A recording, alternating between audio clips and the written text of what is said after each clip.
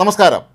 Hamas നേതാവ് Yahya Sinwar ഗാസയിൽ കഴിഞ്ഞ ദിവസം തെരുവുകളിൽ പ്രത്യക്ഷപ്പെട്ടതായ ദൃക്സാക്ഷി. ഇയാൾ ഭൂഗർഭ അറകളിലെവിടെയോ ഒളിച്ചിരിക്കുകയാണെന്നും ഇയാളെ പിടികൂടുന്ന കാര്യം അത്ര എളുപ്പമല്ല എന്നും നേരത്തെ പലവട്ടം ഇസ്രായേൽ സൈന്യം വ്യക്തമാക്കിയിരുന്നു. അതിനിടയിലാണ് യാഹ്യ സിൻവർ ഗാസയിലെ തെരുവുകളിലൂടെ നടന്നത്. മാത്രമല്ല, യാഹ്യ സിൻവർ ഹമാസിൻ്റെ ചില പ്രാദേശിക നേതാക്കളുമായി നിരത്തിൽ നിന്ന് ചർച്ച നടത്തുന്നത് കണ്ടതായും പല ദൃക്സാക്ഷികളും പറയുന്നുണ്ട്. അപ്പോൾ ഇതൊക്കെ തന്നെ സൂചിപ്പിക്കുന്നത് ഇയാൾ ഗാസയിൽ തന്നെ ഉണ്ട് എന്നുള്ളതാണ്. നേരത്തെ റഫായിലും ഗാസയിലും ഒക്കെ തന്നെ ഇസ്രായേൽ സൈന്യം ശക്തമായ തിരച്ചിലും ആക്രമണം നടത്തുമ്പോഴൊക്കെ തന്നെ ഇയാളെ ജീവനോടെയോ അല്ലാതെ പിടികൂടുക എന്നുള്ളതായിരുന്നു അവരുടെ പ്രധാന ലക്ഷ്യങ്ങളിൽ ഒന്ന്. അതേസമയം യാഹ്യ സിൻവർ എങ്ങനെയാണ് ഈ തെരുവുകളിൽ എത്തിയത്, പരസ്യമായി ജനങ്ങൾക്കൊപ്പം ഇറങ്ങി നടന്നത് എന്നുള്ള കാര്യത്തെക്കുറിച്ച് ഇസ്രായേൽ സൈന്യം ഇന്നും പ്രതികരിച്ചിട്ടില്ല. മാത്രവുമല്ല, ഇയാൾ ഭൂഗർഭ അറകളിൽ തന്നെയാണ് താമസിക്കുന്നത് എന്നാണ് ഇപ്പോഴും ലഭിക്കുന്ന വിവരം. അവിടെ ഇസ്രായേലിൽ നിന്ന് ഇവർ തട്ടിക്കൊണ്ടുവന്ന ബന്ദികളെയാണ് ഇയാൾക്ക് പ്രതിരോധം തീർക്കാനായി അവിടെ മറയാക്കി നിർത്തിയിരിക്കുന്നത് എന്നും പറയപ്പെടുന്നുണ്ട്.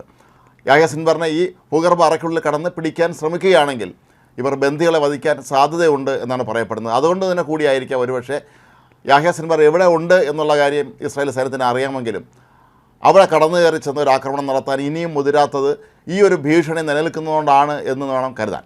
ഈ ഒരു സാഹചര്യത്തിൽ യാഹ്യ സിൻവർ ഗാസയിൽ തന്നെ ഉണ്ടെന്നും ഇയാൾ പരസ്യമായി പൊതുനിരത്തുകളിൽ പ്രത്യക്ഷപ്പെട്ടു എന്നുള്ള വാർത്ത ഇസ്രായേലിൽ നിന്ന് തട്ടിക്കൊണ്ടുപോയ ബന്ദികളുടെ ബന്ധുക്കളെ പ്രകോപിപ്പിച്ചിരിക്കുകയാണ്. ഇത്രയും നാൾ ഇസ്രായേൽ സൈന്യം ഇയാളുടെ കാര്യത്തിൽ കൃത്യമായ നിലപാട് സ്വീകരിച്ചിരുന്നില്ല എന്ന വിമർശനവുമായി പലരും രംഗത്തെത്തിയിട്ടുണ്ട്. നേരത്തെ ഇയാളുടെ പല സഹായികളും ഇസ്രായേൽ ആക്രമണത്തിൽ കൊല്ലപ്പെട്ടിരുന്നു. ഇവരുടെ പല ഭൂഗർഭ അറകളും തകർത്തിരുന്നു. ഒപ്പം അവിടെയുള്ള ഏറ്റവും വലിയ ആശുപത്രിയായ അൽഷിഫ ആശുപത്രിയിലേക്ക് നേരെ നടന്ന ആക്രമണത്തിലും ഇയാൾ ഉൾപ്പെട്ടിരുന്നുവെന്നും ഇയാൾക്ക് പരിക്കേറ്റുവെന്നുമൊക്കെയാണ് ആദ്യം വിവരങ്ങൾ പുറത്തു വന്നത്. എന്നാൽ ഇയാൾ രക്ഷപ്പെടുകയായിരുന്നു എന്ന് വേണം കരുതാൻ. കഴിഞ്ഞ വർഷം യാഹ്യ സിൻവറും കുടുംബാംഗങ്ങളും കൊണ്ട് ചേർന്ന് ഒരു ഭൂഗർഭ തുരങ്കത്തിൽ നിന്ന് പുറത്തേക്ക് പോകുന്ന ദൃശ്യങ്ങൾ പുറത്തുവിട്ടിരുന്നു. ഇതിൽ നിന്നൊക്കെ തന്നെ മനസ്സിലാവുന്നത് ഇയാളെ എല്ലാവർക്കും അറിയാം എന്നുള്ളതൊരു പ്രധാനപ്പെട്ട കാര്യമാണ്. യാഹ്യ സിൻവറിനെയും ഇസ്മായിൽ ഹനിയെയും സാധാരണ എല്ലാവർക്കും അറിയാവുന്ന വ്യക്തികളാണ്. കാരണം ഇവർ സ്ഥിരമായി മാധ്യമങ്ങളിൽ പ്രത്യക്ഷപ്പെടുകയും ഹമാസിൻ്റെ നിലപാടുകളൊക്കെ തന്നെ വ്യക്തമാക്കുകയും ചെയ്യുന്നതാണ്.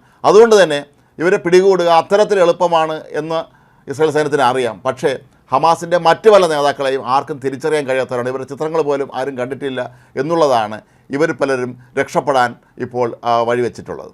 എന്താണെങ്കിലും യാഹ്യ സിൻവർ ഗാസയിലെ തെരുവുകളിലെത്തിയ വാർത്ത ഇസ്രായേലിൽ ശക്തമായ പ്രതിഷേധത്തിന് വഴിവെക്കും എന്നുള്ളത് ഉറപ്പാണ്. കാരണം ഇയാളെ പിടികിട്ടാൻ ബുദ്ധിമുട്ടാണ് എന്ന് പലവട്ടം പറഞ്ഞ ഇസ്രായേൽ സൈന്യത്തിന് നേരെ ഉയരുന്ന ചോദ്യചിഹ്നമായി മാറുകയാണ്. ഏതായാലും യാഹ്യ സിൻവറിനെ പിടികൂടുന്ന കാര്യത്തിൽ ഇസ്രായേൽ സൈന്യം വേണ്ടത്ര താല്പര്യം കാണിക്കുന്നില്ല എന്ന് ആരോപിച്ചുകൊണ്ട് ഇപ്പോൾ ബന്ദികളുടെ ബന്ധുക്കൾ കൂടി രംഗത്ത് വന്ന സാഹചര്യത്തിൽ ഇസ്രായേൽ കൂടുതൽ പ്രതിരോധത്തിലാകുന്ന കാഴ്ചയാണ് നമ്മൾ കാണുന്നത്. യാഹ്യ സിൻവർ ഒന്നുകിൽ ഭൂഗർഭ അറകൾക്കുള്ളിലോ അതല്ലെങ്കിൽ ഹമാസിൻ്റെ പ്രവർത്തകരുടെ വീടുകൾക്കുള്ളിലോ ആണ് ഒളിവിൽ കഴിയുന്നത് എന്ന് തന്നെയാണ് ഇപ്പോഴും ഇസ്രായേൽ സൈന്യം വിശ്വസിക്കുന്നത്. അതുകൊണ്ടാണ് ഖാൻ യൂനീസിലും റഫായിലും ഒക്കെ തന്നെ വീടുകൾ ഒഴിപ്പിച്ച് അവിടെയെല്ലാം കർശന പരിശോധന നടത്താൻ ഇസ്രായേൽ തീരുമാനിച്ചിട്ടുള്ളത്. എന്നാൽ ഇതിനെല്ലാം വെല്ലുവിളിച്ചുകൊണ്ടാണ് ഇപ്പോൾ യാഹ്യ സിൻവർ ഗാസയിലെ തെരുവുകളിൽ പ്രത്യക്ഷപ്പെട്ടിരിക്കുന്നത്.